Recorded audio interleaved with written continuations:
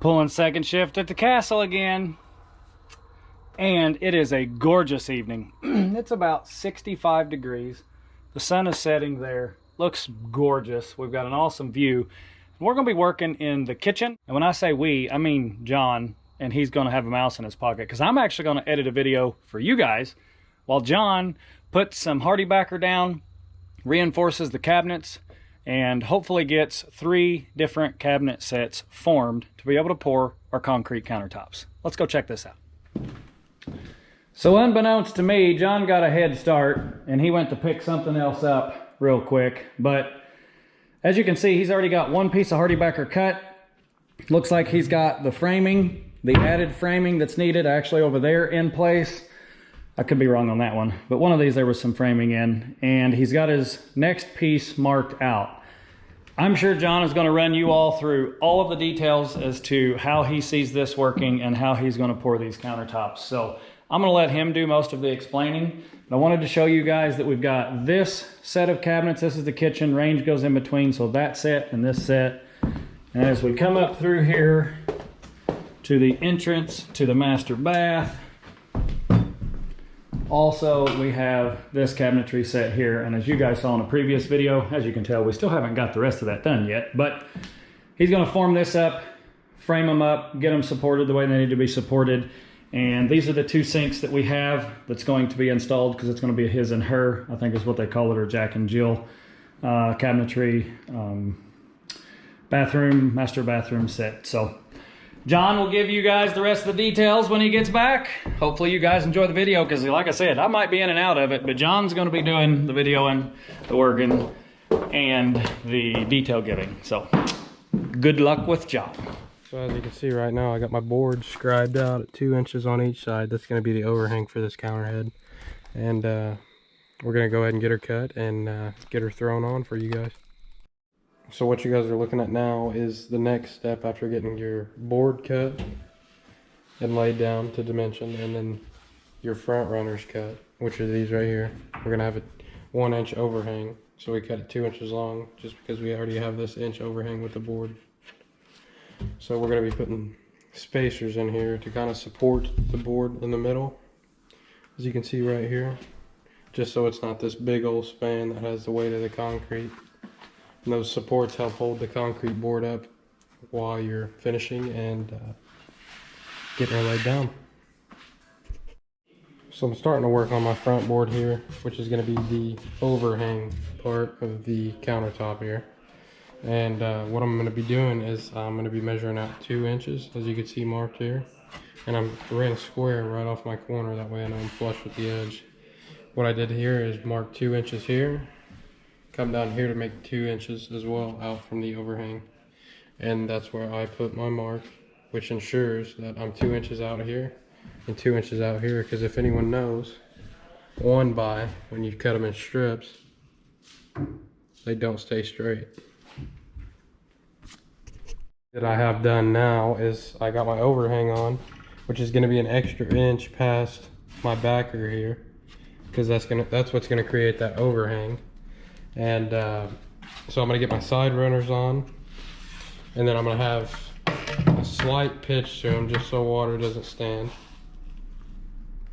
I'm going to set both boards the same pitch, and then go ahead and put my tape across the joint, and then I'm going to go ahead and throw my front board on.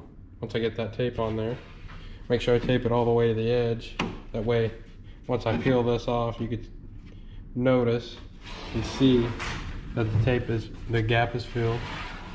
Then we're gonna throw some foam along the back side here just to close up that gap, and that'll be it. Now I'm gonna be putting this side runner on.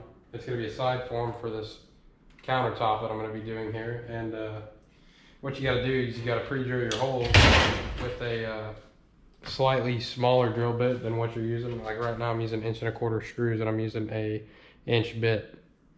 Well, you're gonna pre-drill your hole just so it doesn't split out the 1x, because everyone knows that 1x's are notorious about splitting out.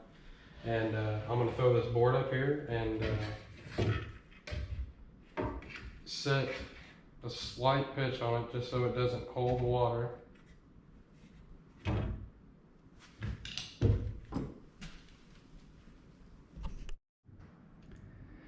Well, I know John got these started. I have them officially formed. We've got all the form boards all the way around. We've got the HardieBacker on the bottom, both. We've got everything lined up. We got our cracks foamed along the rock wall. We had a little bit of a gap here that I foamed. I will trim this foam off flush with the top of the HardieBacker before we pour this. But both kitchen cabinets are ready to be poured. Then we got to go up here into the master bath.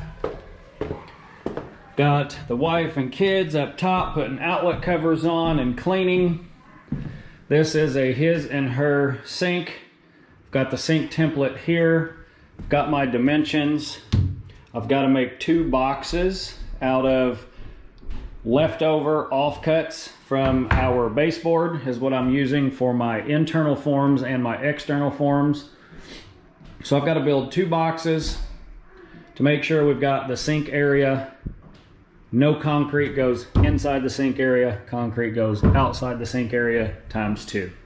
So that's the first step I want to do, is build my boxes to get my sinks set. I will then come back and get my front board that goes under the HardieBacker attached, and then I'll get my sideboard.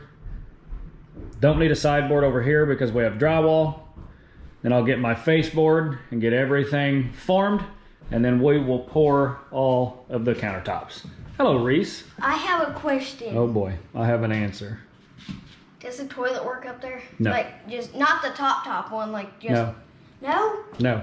The only toilet that works right now is in the basement.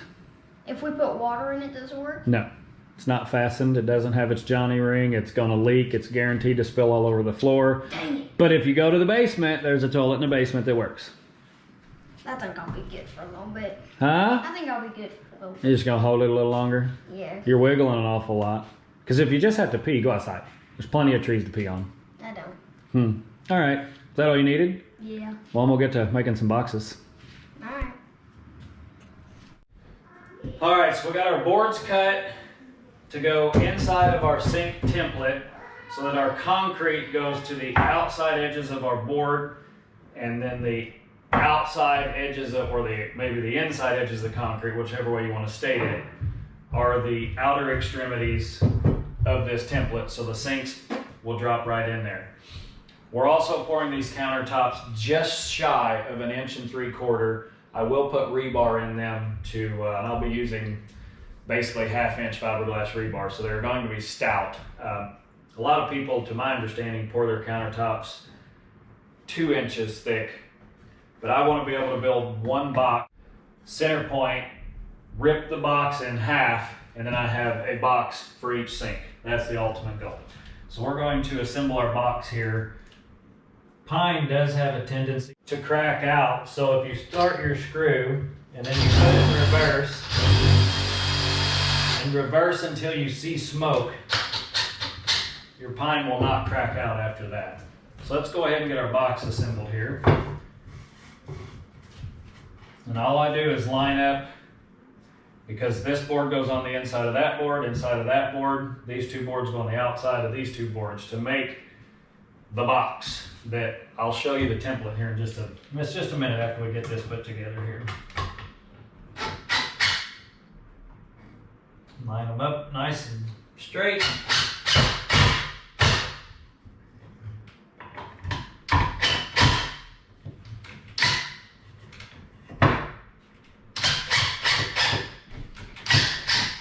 And then you'll get one that doesn't go right where you want it, so then you got to move your screw a little bit.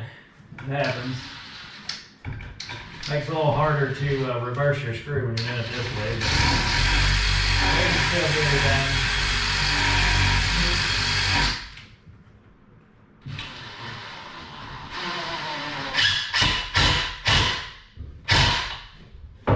Get it nice and snug and tight.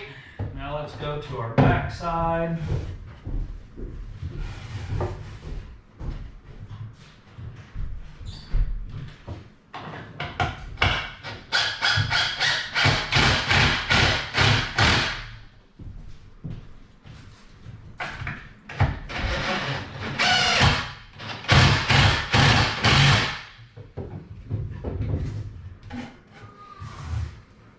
we'll go to our other side, and again, want to start my screws. I know I'm screwing to 3/4 inch thickness, so I always like to give myself a 3/4 inch line. Make sure I don't put my screws all the way out on the edge if I don't have to.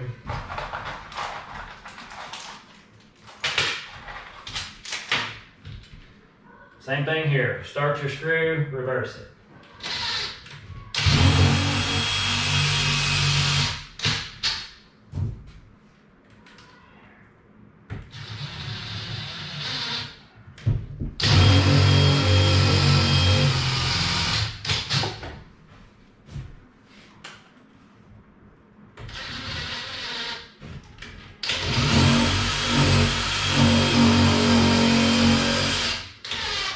Hopefully you guys can see that smoke coming off that screw. So essentially, I guess you're hardening the wood with heat is why it doesn't crack out as bad when you do it this way. And your screw will go down in the pine a little bit while you're reversing it. That's not a problem whatsoever.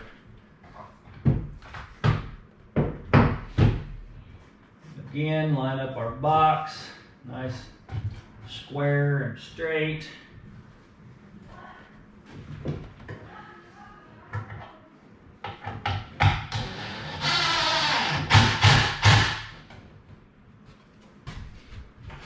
Board back there is sitting a little funny, so I want to get my tops screwed off first. I think it's because we've got a little bit of bow in these boards here, which isn't a showstopper. We just want to make sure the sucker sits nice and flat.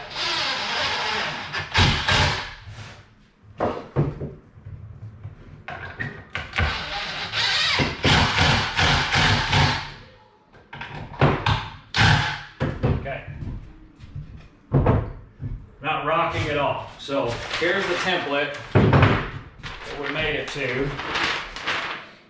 And essentially what this is for is if you got to cut out your countertop, you scissor cut the black line, lay that on your countertop, tape it on your countertop, whatever, and then you cut out the hole. Well, I have my box made to those exact. We are making a hole by a form. So the concrete will go all the way around the outside of this, not on the inside.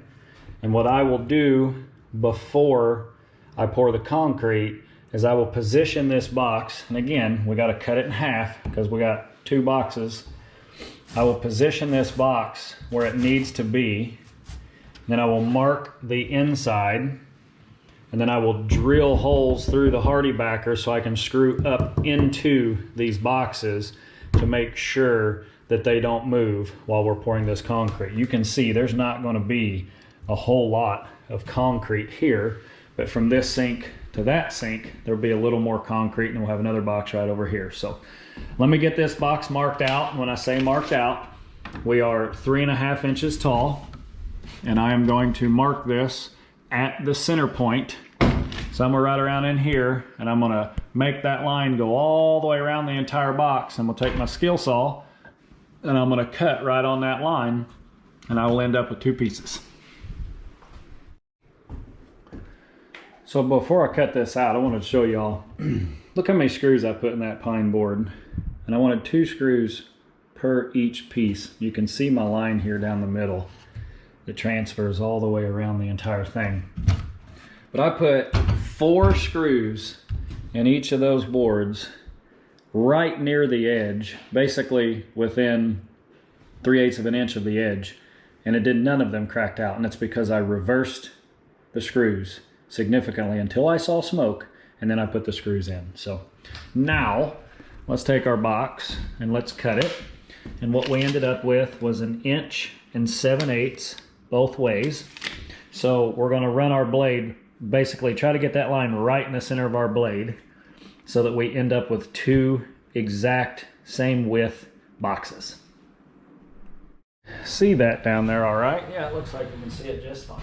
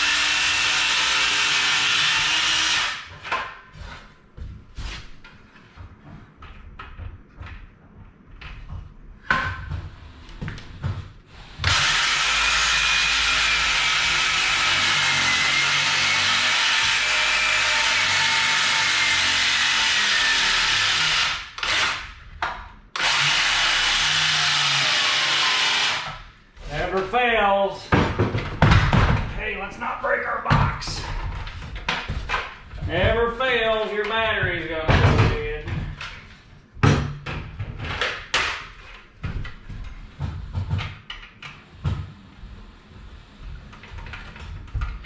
Come on, baby, get back in there.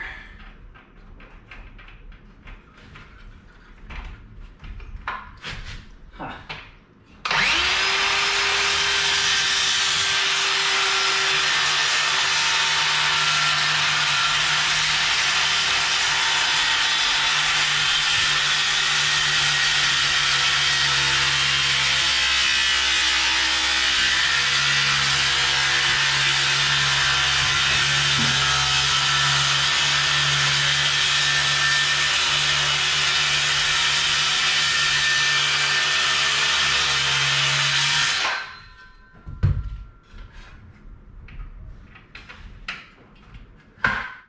Well, apparently I'm gonna have to buy an SD card. It keeps screwing up, but we have two identical height boxes. This one will go here. That is for sink number 1. And this one will go over here once I clean that off. Okay, so now we need to position our two boxes. The sink is supposed to be in the center of those two doors.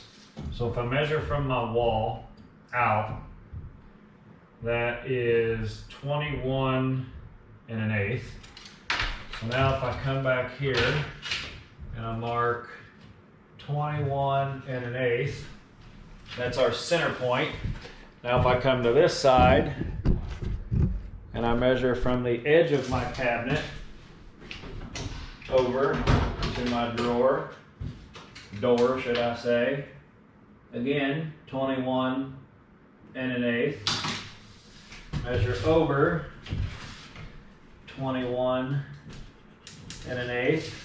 Hopefully you guys can see the center mark, my overall length of box center mark here. If I align those two, then I know for a fact I'm going to have more of a concrete overhang because I want to cover up this edge, and I'll show you guys that later. But I need to make sure that I have enough room off the back side of my sink to fit my fixture. So the easiest way to do that is to get your fixture. However, when you look at this template, you will see that the fixture actually goes within the box. So the fixture is in the actual portion of the sink that sits over this hole, if you will. So, with that being said, I'm going to put an extra inch of concrete, bare minimum, off of this face. May end up being 1 1/4 inches. So, knowing I'm going to be 1 1/4 inches, I have 3 inches on the back side. If I measure my front side, that's going to only give me 3/4 plus 1.5 inches. So we're going to be 2 1/4 is what I'm going to have off the front side of my sink. And I don't see a problem with 3 inches on 3 inches of concrete on the back side and a little less than that on the front side. That'll allow you to reach your fixture and you won't have as much countertop in front of you. So we're going to make sure that our box is 3 inches all the way around and our center mark is lined up.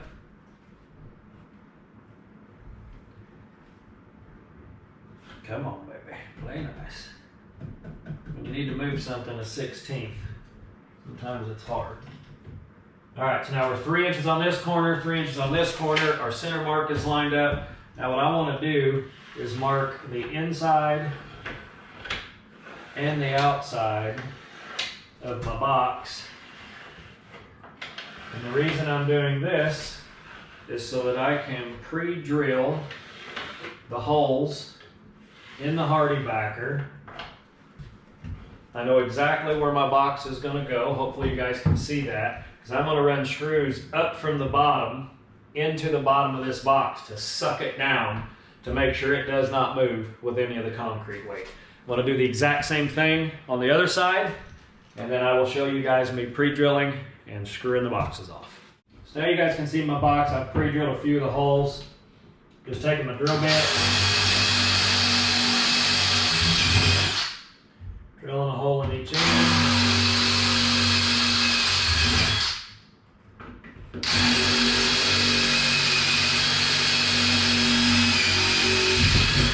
Trying to stay off of my corners because I'm not going to be able to do a whole lot of reversing. It's going to be upside down work and standing on my head basically.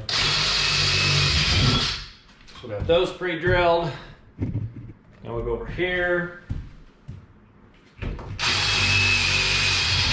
Exact same thing.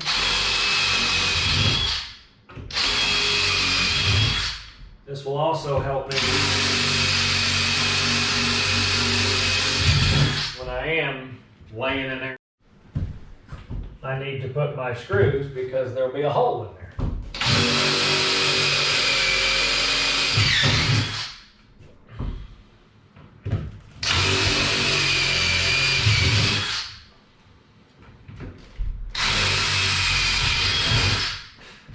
All right, got everything pre-drilled. Now we can take our boxes, put them back up here, get them back lined up with our marks. Confirm everything is still good. 3 inches, 3 inches. Come over here to our other box. Turn you guys, line it up. I could do this by myself, but I think I'm gonna holler at one of the kids to make sure the boxes stay right where they belong. 3 inches, 3 inches. So now I'm gonna run my screws up from the bottom, but I'm gonna holler at one of the kids and ask them to come in here and hold those down. And a lot of you that watch the channel may do concrete work. You put your screws on the side your concrete's gonna go on. How are you going to take this apart once the concrete's set up? Well, it's pine. And my thought process is I can take my oscillating tool and I can cut into the center 4 times and then just basically pop it loose and take it out. I'm not worried about taking my screws out like you normally would on form boards because nothing's going in the middle, so I'll be able to take it out. And instead of cutting 4 little bitty blocks, so I could run my screws in this way so that I could take my screws out and disassemble it by removing the screws, I felt this would be just fine for the application, and I can just cut 8 times, I guess, because I got to do that box over there as well, and then just pry those boards off and out of there. So I'm gonna holler at one of the kids, and we'll show you guys putting the screws up through the bottom side. All right, we got Reese Man to help us. Careful, my fingers there. 3 inches. I'll make sure you didn't move it. Yep, 3 inches. Don't let it move, Reese. So once you, now don't move, you just stay put. See, taking your hand off there, it can move on you. Sorry. Don't be letting it move on us. I push it as hard as I can. Well, you don't have to push as hard as you can. Just Push it a little bit. put your body weight on it.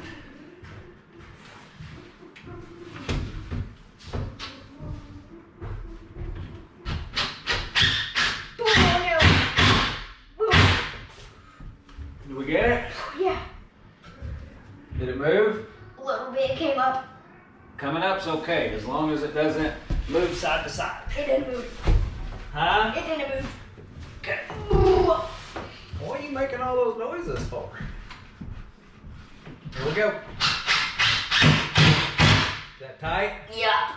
Don't move, stay put.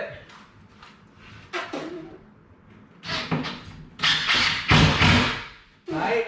Yep. Don't move, stay put.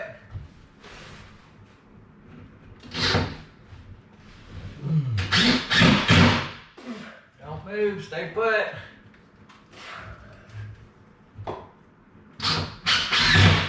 Don't move, stay put.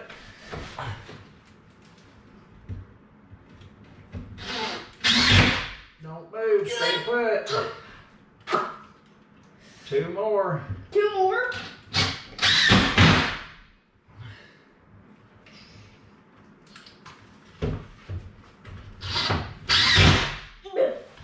You Good? Yep. Oh, goodness gracious. Oh, I made dents in my hand. Look. Look, well, okay, so this one's not quite tight. You want me to push? Nope.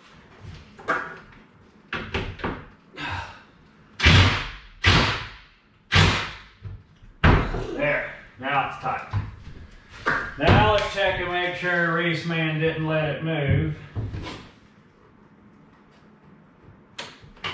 Did I? Right there. Guess what? Huh. We gotta do it all over again. Oh, come on. What? Box number 2. I thought that we were just gonna do that one. Well, we need 2 boxes now. So hold on, we gotta get it in place first.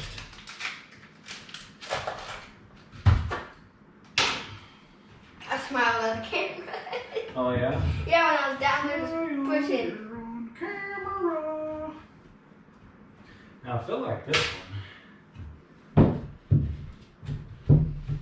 needs to be squared a little more than I already had Do it. you need to like, then you need, I don't even know what that means. That sounded like nothing but noises.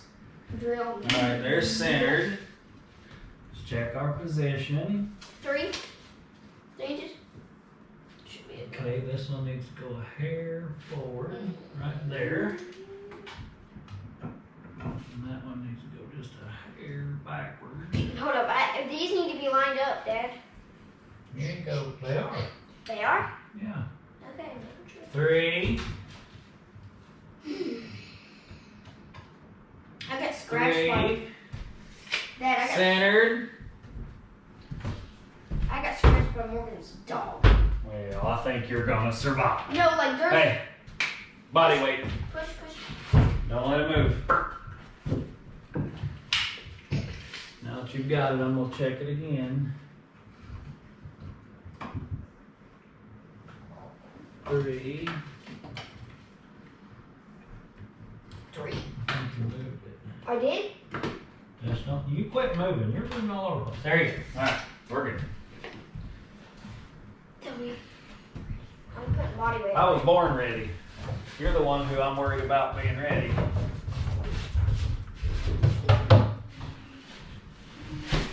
Don't be moving around up there, boy. Try not to. Tell me when you're ready. Tell me when you're about to go. About to go. Okay.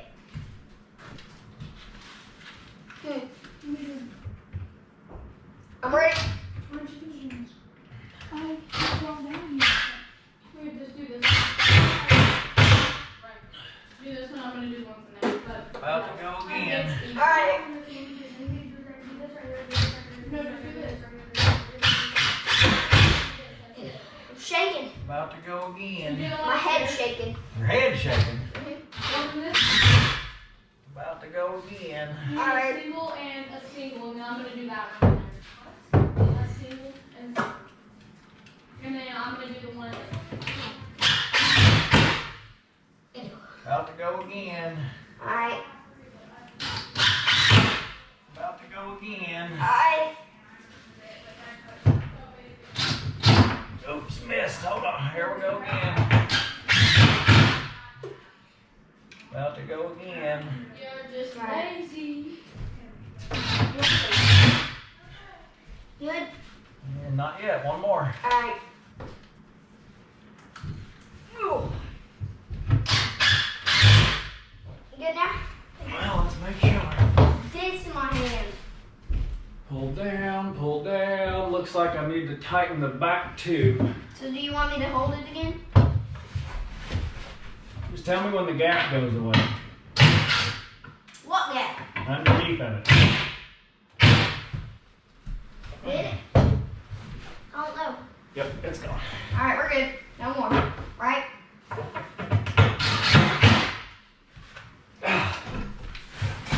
I held it still. Okay, now, you see? Look. Can't move. Alright.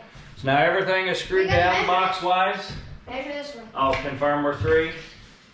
If not, it's your fault. Woo. Nice work. Thank you, sir. You can go back to doing what you were doing. All right, I'm gonna get my next boards cut. I'll show you guys how we install them. All right, we got our bottom board cut here. We gotta smash it up tight against the cabinet and bring it up tight to the hardy backer. I always like to do my ends first to make sure We've got it pushed tight all the way. It looks like this board is really nice and square on the edge, so I can go ahead and screw this end off. And work my way down through here. Making sure everything is pulled up tight.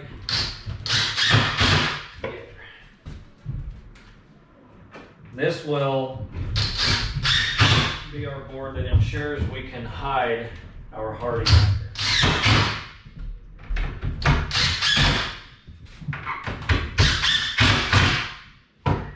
So after this board, we're going to put a board on here,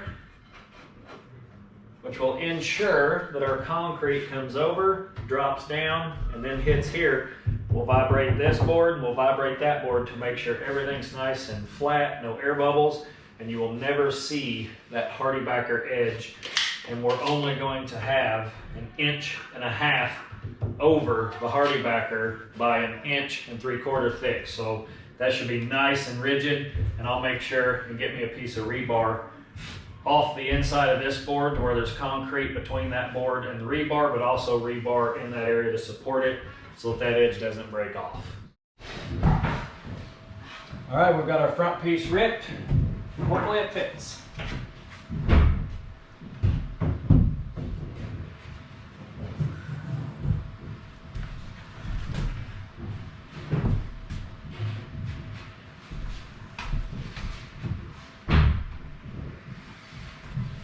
Maybe it's a little snug, but I can flex that out.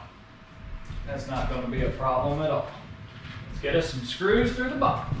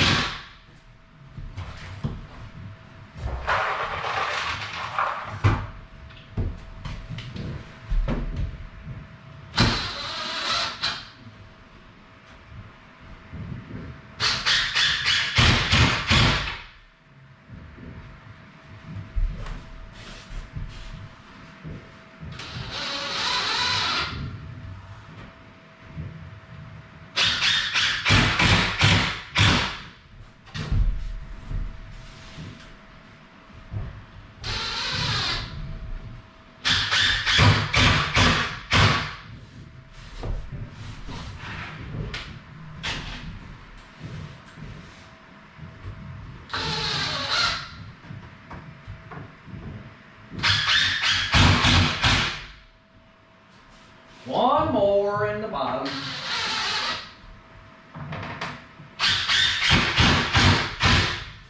Now to make sure that we're nice and rigid, hopefully you guys can see this, I'm going to put one screw in my sideboard, which will help make everything really nice and stiff. Throw us a level on there. Where are we at? So I have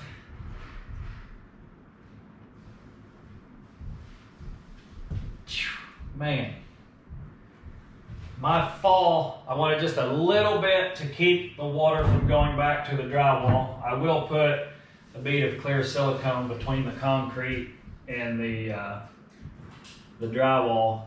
I have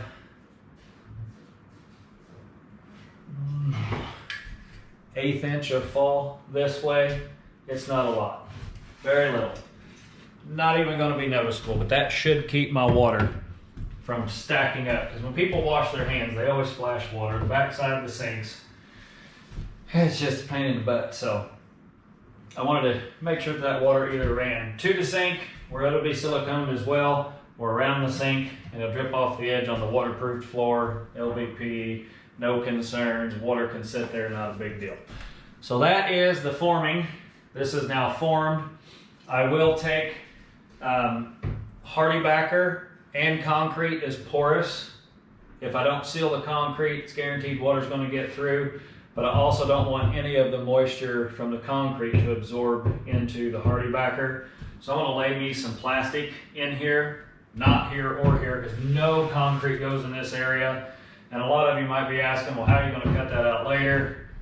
I'm gonna use this. HardieBacker's not that big of a deal to cut. Once these forms are off, have a nice straight concrete edge there. I'll just go down through there and I'll cut that HardieBacker out and take those two pieces out of there. So we're formed up. Everything is good to go. I do need to foam. Our wall's a little bit out of square right here. It's off by about 1/4.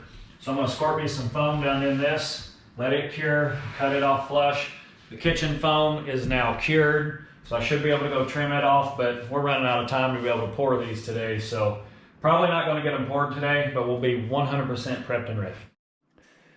All right, well, as you can see, I got the foam trimmed off. The back is now sealed. Foam trimmed off, gap in the middle, back is sealed. Only thing left to do is put plastic down and pour.